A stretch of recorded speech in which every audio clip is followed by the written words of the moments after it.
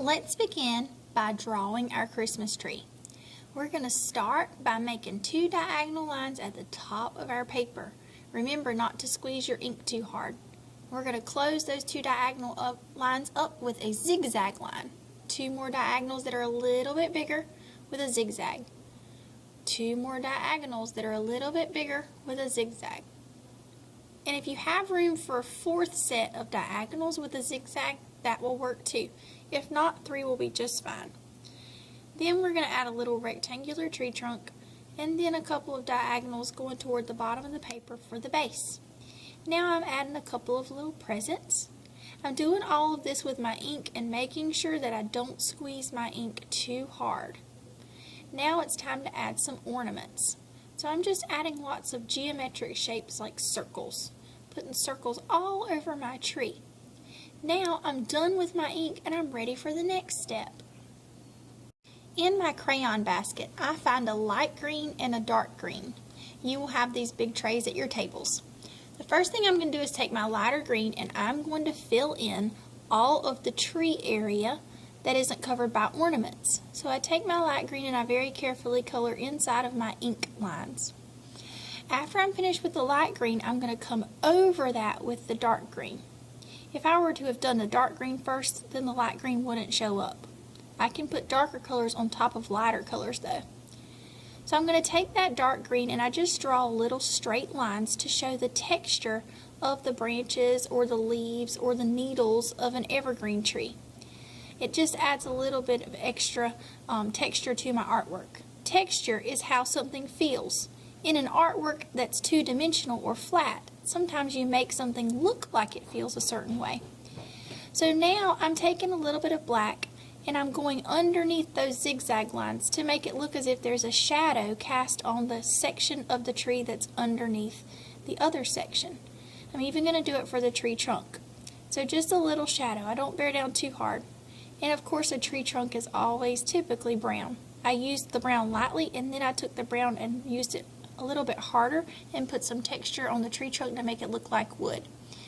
And then I put a little shadow at the top of the ground of the tree, under the tree, to show that the tree is 3-dimensional. Now I'm coloring in the ornaments. After I do just a solid light color with the violet is what I chose for this one, now I'm putting a little bit of shading on the bottom right of each one. If I choose to put shading on the bottom right of the ornaments, then I need to do it on the bottom right of every ornament because the shadow would always be on the same side. Now I'm adding color to some of the presents. Remember, you can put a light color down and then put a dark color over it. So I decided to do a pattern of diagonals. The way that I did it is called cross hatching. Now I'm back to the ornaments and I'm adding in some magenta or red violet, and then I put that little shadow or that little dark value on the side. Now I'm doing the blue, and then I'm going to add the little bit of dark on the bottom right of those as well. That makes my ornaments look a little bit more round and realistic. Lastly, I am doing the present, adding the color. So I decided to do stripes on this one, alternating blue and violet, so it's an A-B pattern.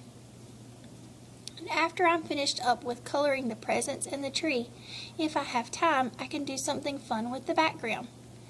Now I'm going to grab one texture plate, so I will choose one texture plate and slide it under my paper. Notice that I was feeling the texture on the texture plate. Texture is how something feels. I can use the tactile texture on the texture plate, and I can rub on top of my paper if my paper is laying on top of the texture plate and create a beautiful texture. So I'm using the tactile texture that I can actually touch on the plate, and I'm making visual texture on my paper. I can see it with my eyes. So I make sure to hold my paper and the texture plate very still. If everything's rolling around the table, then it's not going to work for me. Okay, now I'm about to speed up a little bit on the video, but you definitely still need to take your time so that you don't mess up or not let the texture show up. Even fill in the negative space under your tree between your presents. Fill in any white space that will be behind your tree or your presents. That white space is your background. And after this, I need to make sure that my name is on my paper. and I have a beautiful finished piece of work.